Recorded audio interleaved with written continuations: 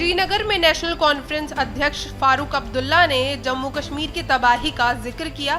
उन्होंने कहा कि इस साल पहाड़ों के खिसकने से लोग उजड़ गए, फसलें बर्बाद हो गईं और सड़कों की हालत बेहद खराब हो गई।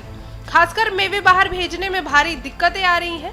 उन्होंने उम्मीद जताई है कि जल्द सभी रास्ते खुल जाएंगे और व्यापारिक नुकसान कम हो जाएगा। अब्दुल्ला ने केंद्रीय मंत्री नितिन गडकरी को धन्यवाद किया, जिन्होंने तेजी से सड़क बहाली के लिए कदम उठाए। उन्होंने कहा कि जहां महीनों का काम लग सकता था, वहां जल्द ही राहत मिली। चले जानते हैं पूरी रिपोर्ट। बहुत तबाही, आप नुकसान की बात करते हैं, मगर तो जम्मू कश्मीर ने तबाही देखी है।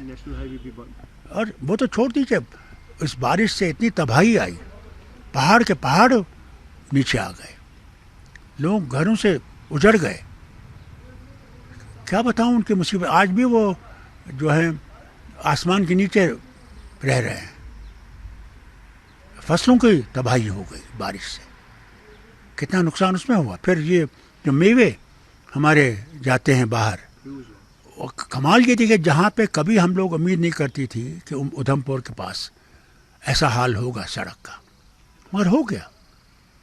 हो सकता है अल्लाह ने हमारे गुनाहों को देखा होगा और हम पे ये एक आजमाइश डाल दी है। मगर अल्लाह का करम है कि हम कोशिश ये कर रहे हैं कि जितनी जल्दी ये रास्ता खुलेगा। और आज तो मुझे दिखता है कि एक तरफ का ट्रैफिक शुरू हो गया है और मुझे उम्मीद है कि ये बाकी फल भी जो है ये चला जाएगा बाहर और हमारी कुछ तकलीफ़ें कम हो जाएंगी। और मैं तो गडकरी जी का भी शुक्रिया करना चाहता हूँ इस वक्त कि उन्होंने बेहद कोशिश की कि सड़क को जितनी जल्दी हो सके, नहीं तो वो पहाड़ सारा नीचे आ गया था।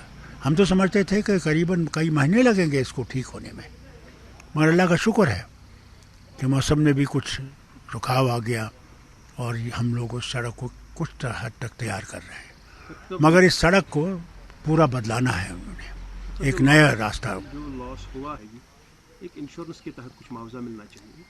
देखिए, वो तो मैं उमर साहब जो हैं, मुझे उम्मीद है कि वो मरकज़ से गुजारिश करेंगे, क्योंकि हमारे पास तो कोई रेवेन्यू है नहीं। हम एक बहुत गरीब रियासत है।